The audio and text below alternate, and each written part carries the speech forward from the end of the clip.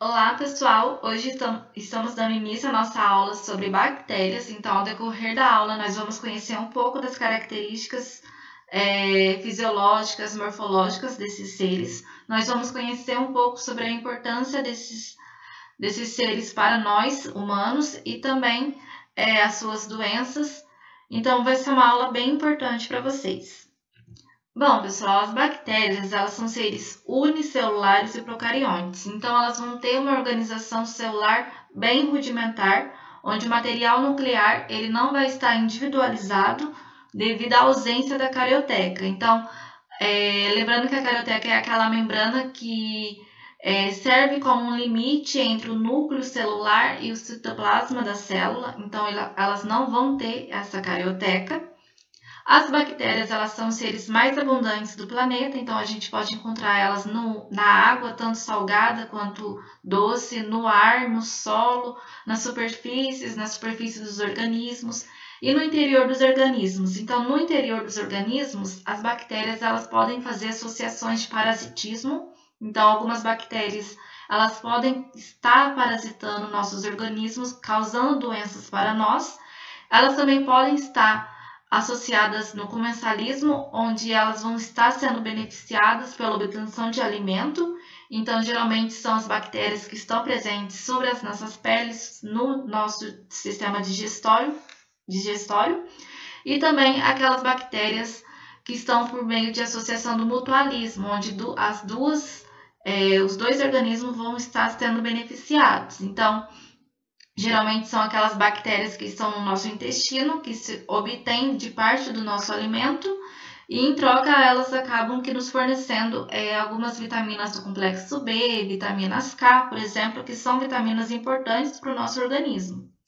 As bactérias, pessoal, elas vão estar no reino Monera, então elas vão estar subdivididas também em dois domínios, no domínio bactéria e no domínio arquea.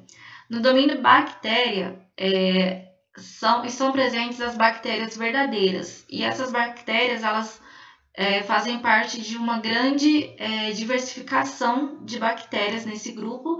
E também estão incluídas as cianobactérias. Já no domínio arquea estão as arqueobactérias, que são aquelas bactérias mais primitivas, tá? E lembrando que no domínio bactérias são aquelas bactérias que podem causar doenças para nós e aquelas também que estão presentes nas águas e no solo, tá bom? Bom, pessoal, é muito importante que vocês saibam que, apesar das bactérias causarem grandes doenças tanto nos seres humanos quanto nos animais, elas também são muito úteis para nós. Por exemplo, elas também podem estar atuando na produção de vinagre, na produção de leite, coalhadas, queijos. Elas podem estar fazendo parte da fertilização do nosso solo. Elas podem estar ajudando, auxiliando aí na produção das insulinas para pessoas que têm diabetes. Elas podem servir também como um controle biológico, então elas podem estar parasitando larvas de insetos que podem causar muitos danos na agricultura, tá? E elas também têm uma importância muito grande na indústria farmacêutica, como por exemplo, na produção de antibióticos. Um dos antibióticos bem conhecidos é a neomicina, tá? Elas também podem estar fazendo parte do hormônio de crescimento também, então é muito importante para a indústria farmacêutica, é extremamente importante para a engenharia genética. Então é muito importante aqui a gente falar que, apesar delas estarem associadas muito a doenças, elas também são muito importantes para nós, tá? Bom, vamos falar um pouquinho da morfologia das bactérias, tá? Pessoal, as bactérias, elas são os organismos mais pequenos, tá, no planeta Terra, se a gente não considerar os vírus. Então, elas podem medir aí entre 5 micrômetros e 1 micrômetro, tá? Quase todas as bactérias, pessoal, deixa eu aqui pegar a caneta para mostrar para vocês. Aqui, o apontadorzinho aqui, para mostrar para vocês que aqui, pessoal, deixa eu aqui pegar a caneta para mostrar para vocês. Aqui, o apontadorzinho aqui para mostrar para vocês que aqui, ó, temos a parede celular. Então, a maioria das bactérias vão apresentar a parede celular envolvendo a membrana plasmática, que é essa aqui, ó, mais vermelhinha, tá? Bom, a gente vai falar algumas coisas que são extremamente importantes para vocês diferenciarem uma célula procarionte de uma célula eucarionte. Como a gente viu, a célula eucarionte, ela tem bastante, ela é rica em organelas citoplasmáticas, tá? Já a célula bacteriana, ela não vai ter todas aquelas organelas presentes no citoplasma. Então, no citoplasma das bactérias, nós vamos encontrar o DNA aqui disperso, tá? E o DNA ele vai estar formado, vai estar em um formato circular, tá? Então, no citoplasma vamos encontrar também, além do DNA, ribossomos em todos aqui, ó, que vocês estão vendo, são os ribossomos.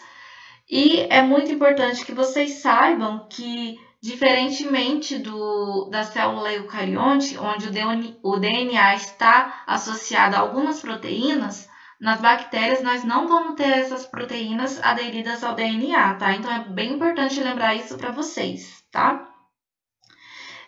Além desses ribossomos, no citoplasma das bactérias podem haver também grãos de glicogênio que vão servir como uma reserva de alimento, tá? E lembrando também que a bactéria ela não vai ter citoesqueleto, que também está presente nos eucariontes, então essa vai ser uma das muitas diferenças que vamos encontrar em células eucariontes e procariontes, tá bom?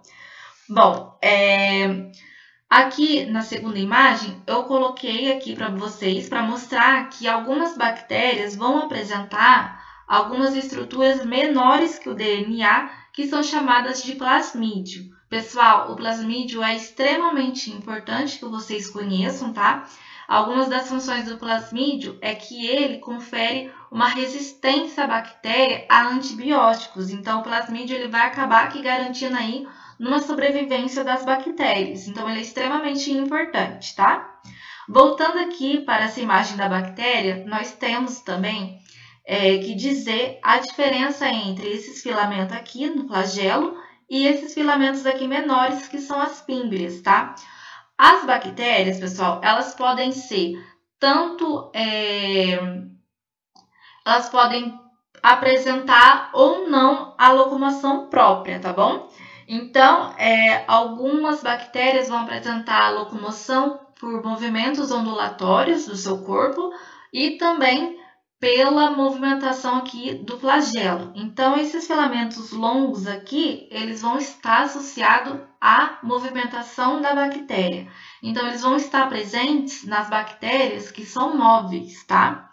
Já esses filamentos aqui mais curtinhos, chamados fímbrias, eles não estão relacionados à movimentação, tá? Então, eles podem estar associados a bactéria tanto móveis quanto aquelas bactérias que são imóveis. E qual que é a função das fímbrias?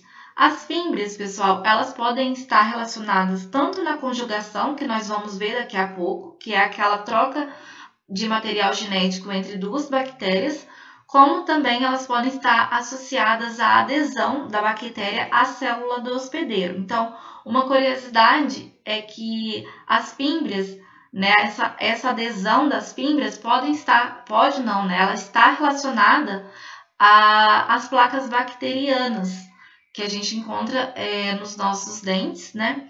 E, consequentemente, pode acontecer a cárie dentária. Então, é super importante a gente associar, a gente contextualizar as bactérias, tá? No nosso organismo, a função das estruturas delas no momento da infecção, no momento em que elas estão inseridas no nosso organismo, tá bom? Então, é muito importante que vocês saibam essa diferença entre o flagelo e as fímbrias.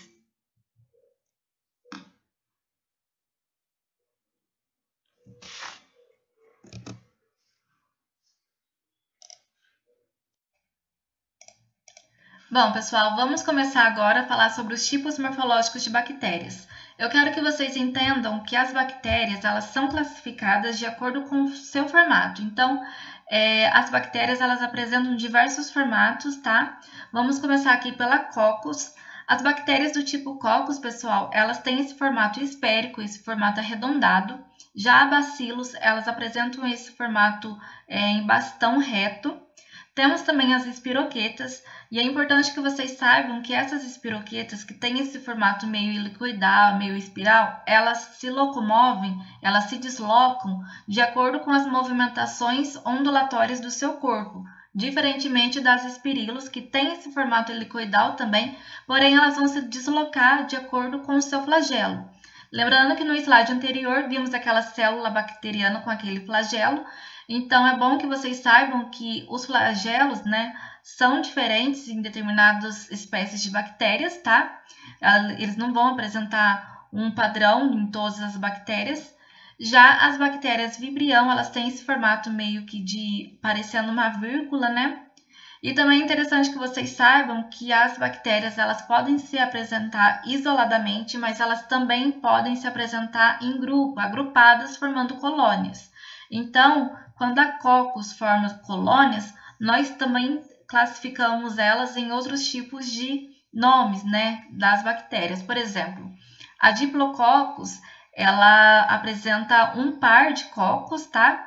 A Tétrade é um grupo formado por 4 cocos. Já a Sarcina, ela corresponde a um grupo de 8 ou mais cocos.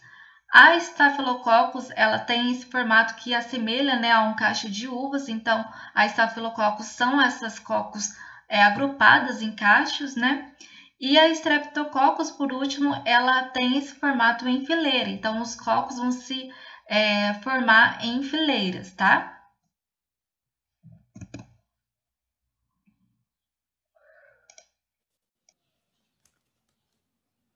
Olá, então vamos dar continuidade à matéria de bactérias. Eu vou falar um pouquinho para vocês agora sobre a fisiologia das bactérias. Vou começar pela nutrição. Então nós temos as heterótrofas e as autótrofas. As heterótrofas são aquelas que elas não são capazes de produzir seu próprio alimento. Então elas necessitam de materiais orgânicos em decomposição para sua sobrevivência, que é o caso das parasitas e as saprófitas. E as autótrofas, elas não são aquelas que não são capazes elas não têm a capacidade de produzir a sua energia sozinho. Então elas necessitam retirar a energia de outros para a sua sobrevivência, através da fotossíntese ou quimiossíntese, ou seja, pela reação química inorgânica. E aí nós temos agora a respiração. A respiração, ela tem três tipos: aeróbias, anaeróbias facultativa e anaeróbias obrigatória. Aeróbias, elas utilizam do oxigênio da atmosfera, então elas não sobrevivem sem esse oxigênio. Se elas não tiverem oxigênio, elas não vão sobreviver. As anaeróbias facultativas, elas são aquelas que elas produzem o seu próprio ATP através da respiração aeróbia. Porém, se ela não tiver o oxigênio, ela pode mudar a sua fermentação. Então, ela sobrevive de acordo com o oxigênio presente, que é o caso dos lactobacilos e da Escherichia coli. E as anaeróbias obrigatórias, elas morrem na presença de oxigênio. Se tiverem oxigênio, ela não sobrevive, que é o caso da Chloritridium tetani. Agora eu vou falar um pouquinho sobre a reprodução. A reprodução das bactérias, nós temos a sexuada, bipartição ou cisparidade, que é quando um indivíduo ele se divide em 2 geneticamente iguais. Já a reprodução conjugada, pedaços de DNA passam pelas fibras, ou seja, ela se une por uma ponte formada pelo citoplasma. Através disso aí, ela vai ocorrer a troca do material genético para posteriormente ela fazer aquela divisão binária, ou seja, aquela divisão onde dois indivíduos vão se dividir geneticamente iguais para poder fazer essa reprodução. Agora eu vou falar um pouquinho sobre as doenças causadas pelas bactérias. As doenças causadas pelas bactérias, elas também podem ser chamadas de doenças bacterianas ou bacteriose. E elas variam de acordo com sintomas, elas têm várias formas de transmissão, algumas são consideradas graves, é o caso da tuberculose, da cólera, da meningite, da sífilis, da leptospirose. Temos também aquelas que não são consideradas graves, que são através de alimentos ingeridos, ou seja, que são através daqueles alimentos de verduras mal lavadas, carnes crua, legumes mal higienizado, também pode causar essas doenças bacterianas. Mas nem todas as bactérias causam doenças. Algumas fazem muito bem para a saúde, que é o caso do lactobacillus, que geralmente é através de derivados do leite, né, que contém lactobacilos, que fazem muito bem para a nossa saúde. E temos também aquelas bactérias que são feitas para remédios como antibióticos, que para salvar vidas, né, a cura de algumas doenças que nós tomamos antibióticos, alguns certos de medicamento, que essas bactérias também servem para isso.